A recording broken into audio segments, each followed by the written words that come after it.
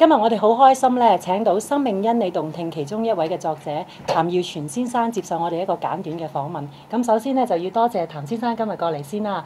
咁我知道咧你係接受阿吳漢成博士嘅邀請咧，就寫呢一本書《生命因你動聽》嘅喎。可唔可以話俾我聽點解你會應承呢？我認識阿吳博士咧，呢個人咧，我覺得我對佢嘅評價咧，佢係一個好有善心同埋咧好多才多藝嘅成功人士。而我覺得佢呢次嘅行動咧，我係好欣賞嘅。而且我哋本身大家嗰個理念都好相同，我哋亦都係一個我自己嘅企業都係一個循住呢個意義經濟去發展嘅。咁而阿吳博士同我開聲叫我寫呢本書咧，所以咧我就一口就應承啦。係咯，大家都中意做善事喎。咁呢本書的確係好有意義嘅，不如你幫我哋呼籲下，等多啲人知道呢本書啊！好啊！